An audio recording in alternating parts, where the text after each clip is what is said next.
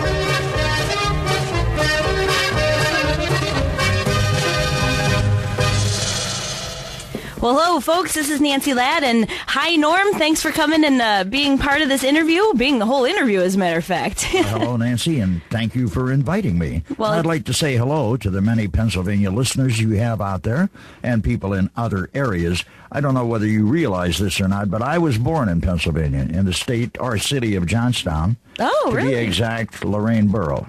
So, that goes back many, many, many years. I just thought I'd throw that out. Well, great. Thank you very much. We started our show off with the Cane Polka, which is an old Trontel Zagar recording that we have off of one of the ERREM from the Netherlands, actually. That's how we got hold of that specific song. And I know that's one of the first recordings that I know of that you were on. Well, I recorded roughly 25 years before that. Oh, wow. So that album was released in 1968.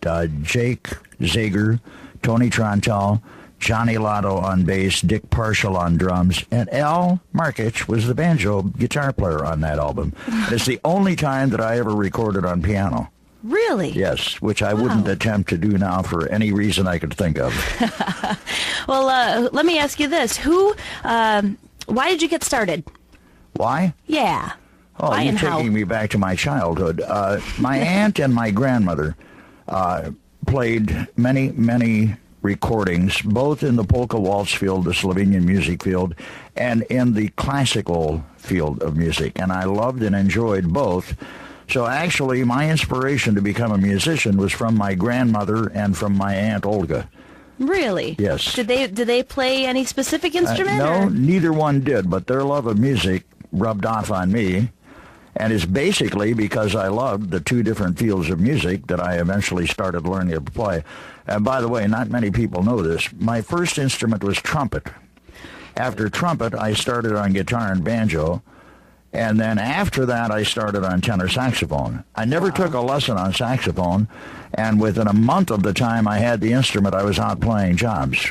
Wow. So what you learn from one instrument does transfer to another. You can never say that you wasted any time learning to play a musical instrument, because you don't. I was going to mention the trumpet and the banjo guitar. You know, I've never seen you play anything except the woodwinds. Well, and that's the way it's going to stay. I found a place that I'm comfortable with. Oh, well, we're going to play another song here real quickly. It's called Betty's Waltz, and this is an original tune that you wrote, yes? It's a number I wrote for my wife, and I believe this was recorded with the Eddie Kennick Don Slogar Orchestra in either 81 or 82. Well, let's give it a listen.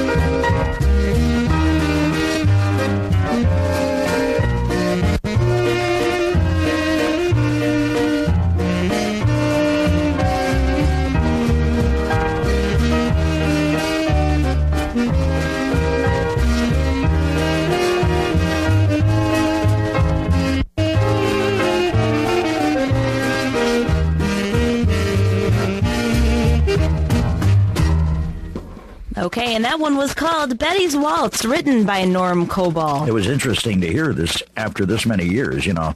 As time goes by, I don't hear the numbers I record all that frequently, once in a great while over the air or at a friend's house, but I haven't heard Betty's Waltz, which I did write for my wife. I haven't heard this in years, so thank you for playing it for me. I'll dedicate that to my wife, Betty, who probably will never hear this. Oh, you'll be able to hear it. I'll give you a copy. All right. I wanted to ask you about Jack Person and the Jolly Jesters, way back in 1944, 45? In that general area, it's a long story. Jack Person was a very good friend of my father's, and had a quite successful band in the Girard, Youngstown, Warren area. Played on the air for many years, never did record, but he was an excellent chromatic accordion player. I had the opportunity to join him during the war years because, of course, there were no other musicians available. And I was just a kid, maybe 14 or 15, and I'm out playing in nightclubs. In those days, you played 10 until 2 every night. Oh, wow. So I was in high school playing 4 or 5 nights a week. Probably made more money then than I do now, if you were to take into consideration the cost of living increase from 1944 up until the present time. Well, it was a very nice orchestra, and the rest of the story is I stayed with Jack for about a year or a year and a half when he decided to get out of the music business and open a bar. So in the meantime, he talked my father, Stan Kobal, into starting his own band, which he did, and I stayed with my father for 6 years, which is a record for the length of time I've ever stayed with any one band. I think I'm about to tie that record, or just recently did, but I stayed with my father 6 years, and the only thing that interrupted that was the fact that I had to join the Air Force. I didn't have to, but I did. Well, that's kind of fun because your dad's band was named Stan Kobal and the Airliners, right? Yes, yes. So one thing led to another. From him, I went into the air. There you go. Well, right now we're going to play a tune. It's called The Happy Slovenian, and we'll talk about Bud Hrdsik in just a minute.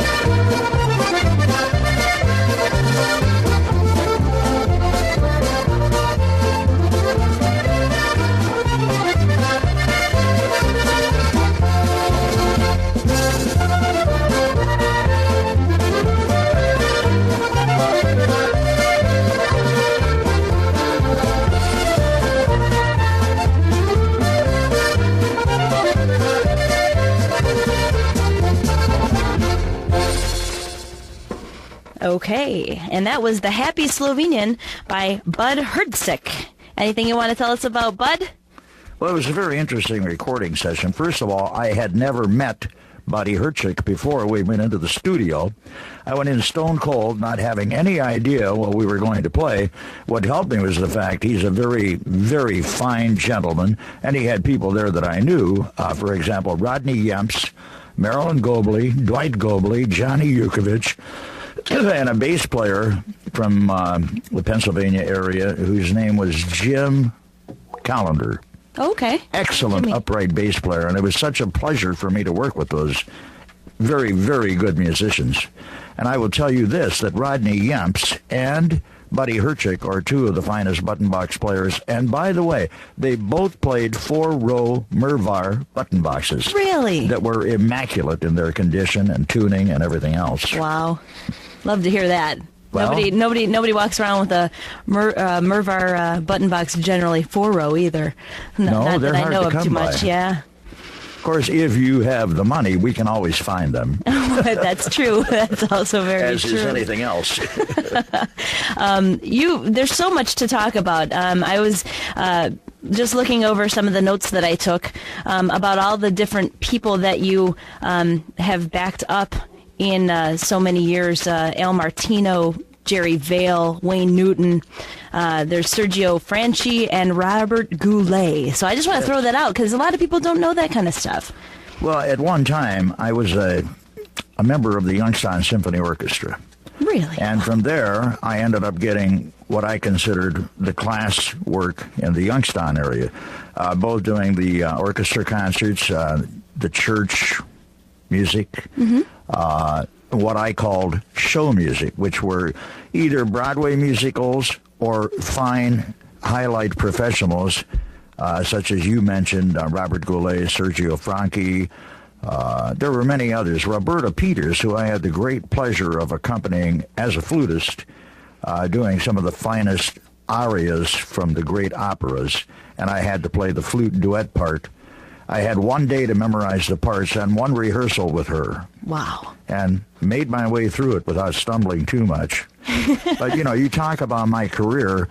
I've been playing from a teenager and recording. I did my first recording session as a teenager, 1946, and I'm still recording in my 70s and still going out playing jobs and traveling, which I've had the great pleasure of playing with many of the finest musicians on both sides in the field of Slovenian music and in classical music and a little bit in jazz music. I just recently recorded a CD of my own called The Other Side of Norm Kobal to show what I do away from polkas and waltzes. Right, and we do have that. We'll be playing a cut from that a little later on. Well, it'll be nice to hear it because there again, I don't hear that very often. Here's one from your past. Dave Rechko and the orchestra. We're going to play one of the songs that you're very well known for. It's called Emily's Waltz. What do you want to say about Emily's? Well, Emily was inspired by and written for my granddaughter, Emily, who presently lives in the San Francisco area in California. I wrote that song when she was 5 years old. She is now 18. Wow. And I recorded it, I think, in 1987. Or 86, somewhere around there. It's hard to remember every single thing, but, they say that your memory slips as you've gotten older. Well, my memory has totally slipped, even though I'm not too old. Yeah, well, I have lost much of my memory as well, and I'm only 30, so don't feel so bad. We're going to listen to Emily's Waltz, Dave Rechko and the orchestra.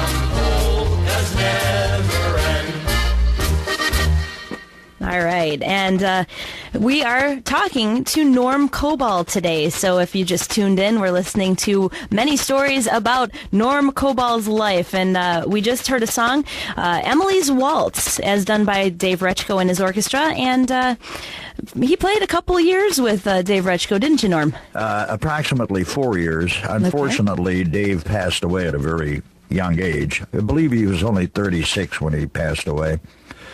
But those were very enjoyable days. It was a very good band, a very well-liked band. It was quite popular in our area. One of the better bands I've ever recorded with. And, you know, in this day and age, a lot of people don't remember the past. And I did have the great pleasure of recording with some of the name artists in this area. For example, Johnny Vadnal, Eddie Habit, Eddie Kennick, Louis Trebar. And I don't want to leave anyone out, but those were the old-timers, which I'm referring to. I'm not referring to the newer and more recent bands, which I'll get to later on. But one of the things, this goes out over the air in Allentown and the general area, plus a greater distance than that. But I did play the Allentown area with Walter Ostanek on many occasions, and I do record with Walter Ostanek. I've recorded with him for 23 years. Wow. So, it's been fun. I've had a great life. Well, that's good. Here is Timmy's Polka, written by Norm Kobal, as performed by Dave Rechko and his orchestra.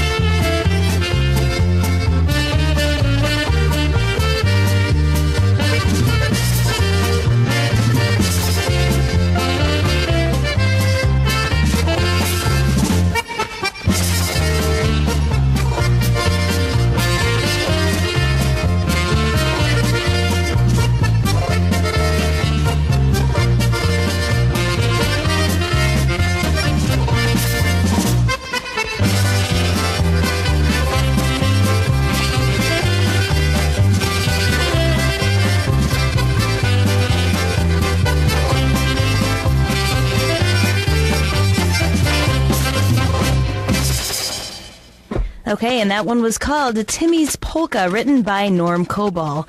Well, the reason we called it Timmy's Polka, the day we went into the recording studio, Frank Okiki, our guitar banjo player, his wife gave birth to their second son, whose name is Timmy. So we named the song Timmy's Polka. And I understand that they still hear it and still enjoy it. I'm sure everybody does, because I sure did. It's always nice to be able to spin the different tunes that not everybody listens to anymore in this day and age. Sometimes they, as we were mentioning before, forget about the past. Well, you know, people remember what was popular and what is currently popular, but there are so many songs that more or less disappeared from the face of the earth, and I'm glad to see that we're bringing some of it back today. Yeah, it's really nice to be able to. You did mention that you played with, or actually recorded with Walter for 23 years, you said it was? Yes. That was mostly because of Joey Miskelin. You know, Joey Miskelin and Walter Ostanek were and are the best of friends. And at that particular time, Joey was recording with Walter, so he got me involved. And, of course, I've stayed involved. Well, in the meantime, Joey's in Nashville, doing quite well and making a big name for himself. Sure. To his credit, which he certainly deserves any compliment or public attention that he gets. He certainly earned the right to it. Sure.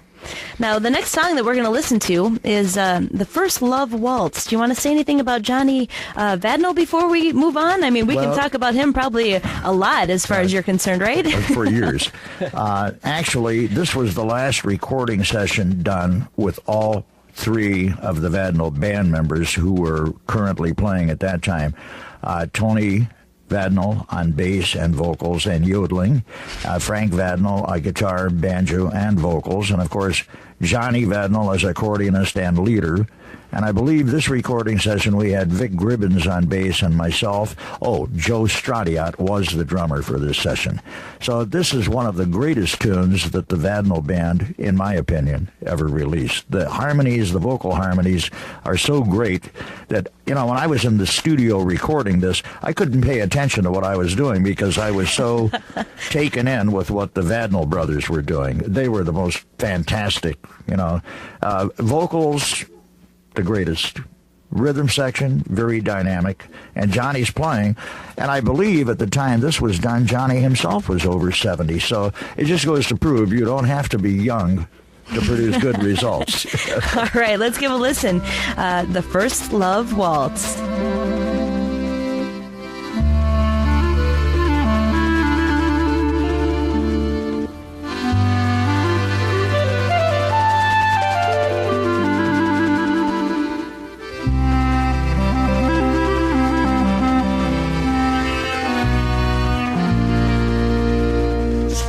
Covered mountain,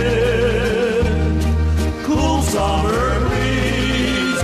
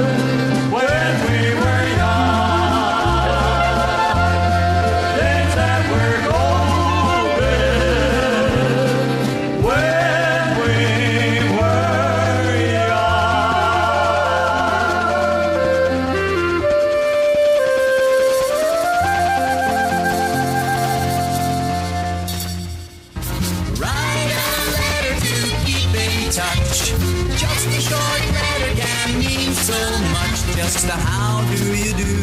How do you do? And the how are you? How are you? You can really make someone's day. Send a letter their way.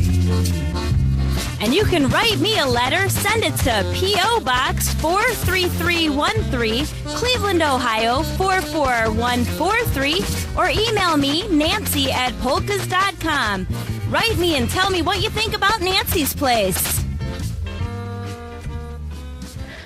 Okay, well, we're playing all kinds of different music here for the listeners out there. We just listened to the first Love Waltz, and that was actually taken off of a Walter Ostanek album called Music and Friends. But that was the Vadnal Orchestra with Norm on the woodwind instrumentation. Thank you. Thank you. Did I mention over the air the other band members? You can right now if you'd like. I believe, if my memory is correct, Tony Vadnal sang and yodeled. Frank Vadnal, guitar, banjo, and vocals. Vic Gribbins was the bass player. Joe Stradiot, the drummer. Johnny Vadnal, of course, leader and accordion. And I donated my little bit of time. And it sounded wonderful. Well, thank you very much. As you normally do. Wow. There are people who will say I don't do anything normally. Well, that's all of us have a little bit of that, I think. The next song we're going to play for you, and you've played with so many different musicians and so many different bands over the years. I know that there have been so many, and you never were very biased about who you would play with on a job. You've played with some great bands, and you've played with some bands that aren't so great. Well, but I guess that's part of the business, and in the long run, you learn from either direction. Okay. The more people you work with, the more people you listen to, the more you can learn. And you also learn how to avoid doing things, which I've learned that over the years. I'll never refuse a leader. If I'm off and a leader is stuck for a broken-down old sax player, I'll be there to help out. But at the same time, look what they've done for me. Because without the public, the dancers, and without the leaders and sidemen that I've worked with, where would I be? Because most everything I've learned about this, I've learned on the stage from other people, most of whom were better than I. So, you somehow, you realize one thing. You have to fit into a certain space. The space isn't going to fit you. You have to fit where you belong. And I've tried to do that to the best of my ability. And that probably helped in the rest of life in general. That's a good thing to live by. If everything else was as easy and as much fun as producing music, yeah, I think everybody would agree with me. The hardest thing about life is living it to everybody else's desire. You have to meet a certain standard which everyone else holds you up to. There have been times when I wished I could have done something a little bit differently, but that wasn't allowed. So we went along with the program. And, I'm very fortunate in a way that I've had two very good daughters and two very wonderful stepchildren, a son and a daughter, and I've got 8 grandchildren. Now, what more could a man my age want? I'm not sure. There's not much more you could have. No, there certainly isn't. And plus, I've got a wonderful wife who is so good to me, treats me marvelously, and in every respect. I couldn't say any more than that. Well, we're gonna play a tune right now. It's off of Al Battistelli's recording, New Songs for Old Friends. This one is called My Good Old Fashioned Wife. Sung by Jerry Suhar in one of my wife's favorite songs. There you go. A good old fashioned girl never leaves me alone. We be the best of friends, you know what I mean. But nowadays I guess that's just an unheard of thing. I hug her, I kiss her, I hold her real tight, and we could be together each and every night. And I could spend my whole life with my good old fashioned wife.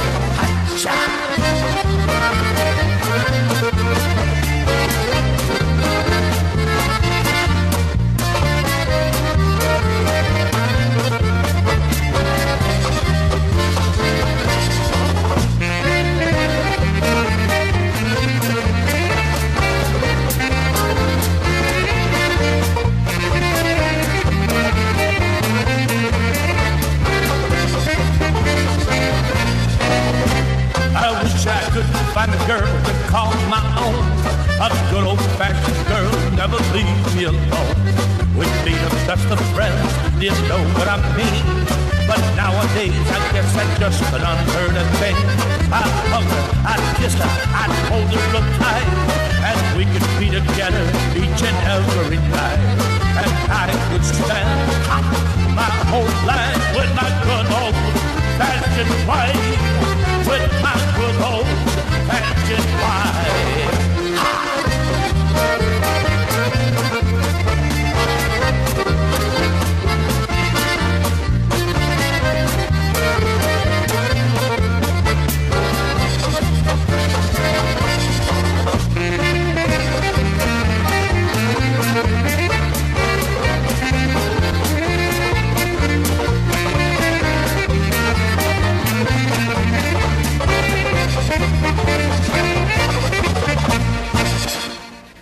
All right. Well, we just listened to a tune from Al Battistelli's record, New Songs for Old Friends, that was called My Good Old-Fashioned Wife. That's quite an interesting song, and it was also a very interesting recording session. Now, Al Battistelli is a very interesting accordionist, very technically oriented, and his writing was with so much feeling. I mean, this is one of his originals, and I was very elated to have to do this. You know, I was not originally a part of this recording band. I was called in at the last minute, and on the spur of the moment, I had to go into the studio and knock off 12 tunes, which I had never, ever played or heard before. So that was an interesting 13 or 14 hours. Wow. And for you to be able to pull that off, that's amazing. That is such a tribute to you. No, I was very lucky. Al Battistelli, the leader, stayed in the studio with me and helped me through everything. Wow. Any place that I needed help, he was right there. And, of course, I always have the freedom to do what I call ad-libbing. In other words, adding little parts on either one of my instruments, which are not actually a part of the song, but became a part of the song after I did them. So, yeah, that was a very interesting day. I'll bet. Also a few years ago. Yeah, just a few years ago, not too long ago. I wanted to mention that you were the POPP Man of the Year in 1992. So that's the Penn, Ohio Polka Pals Man of the Year in 1992. You also do have credited to your name the National Cleveland Style Polka Hall of Fame's Musician of the Year Award in 1992. Yeah. Also Sideman of the Year in 1995 and 1996 of the Cleveland Style Polka Hall of Fame as well. And you were featured with the Tony Klepek Orchestra Band and the Recording of the Year honors in 1992. So 1992 is a big year for you as far as awards, and I know 95 and 96 you also did receive the Sideman Award, but how does that make you feel when you get awards? I mean, people say, oh, it's really nice, and to be nominated is just, it's an added benefit or bonus when you actually win an award like that. It's a feeling I can't describe in any other way except to say people are saying thank you for what you did during your lifetime and for what you have contributed in your field. For example, 1992 was the first time I had ever been honored by anyone for anything. The Penn, Ohio Polka Pals really presented me with an evening that I'll never forget in my life. And that was the first night and perhaps the greatest night I ever have had. Then in the same year, 1992, I was selected as individual performer by the Cleveland Style Polka Hall of Fame. And then later on, Sideman of the Year award. I kind of hated to receive that because there were so many other people who deserved it. And again, in 96, there were other sidemen who were much more deserving than I. But the award that, for me, topped it off was to be elected for the Lifetime Achievement Award in Cleveland. That, to me, is the award of awards. That's the top shelf. You can't go any higher than that. And I'm included with some of the finest musicians that ever played an instrument. Oh, so there's nothing more I can say except that, to me, I was very elated. There are other people who may not see it quite that way, but to me, it's the greatest thing that can happen to you. They're saying thank you for having been here and entertained us. Right, and Emily's Waltz is also in the Cleveland Style Polka Hall of Fame for awards. I was very fortunate to have my granddaughter on stage with me Well, that was performed by the stage orchestra, which was very good, directed by Freddie Zwick. Yes, There you thank go. you. My mind does go blank. And it was a great orchestra that year. Yeah. My granddaughter had a ball. Well, let's give it a listen. We're going to listen to a little bit more of the things that make us all happy. Some more polka music done in waltz time. And this is European Nights for Tree Bar and Misculin. Anything you want to say about that before we go further? Might be the greatest band I have ever played with. Joey Misculin is a nationally ranked accordionist, and Lou Treebar is definitely a living legend. And I'm not sure which one of them wrote this song. I think Louis did, but I'm not positive. Yeah, I'm not positive either. But Louis was a great person to be with and work with. And unfortunately, we don't have enough time to tell you of the trips that Louis and I had done together. Some of the great dances we played for together. And I think anyone that knows Louis will tell you he is just a barrel of fun. He is. I only get to know him.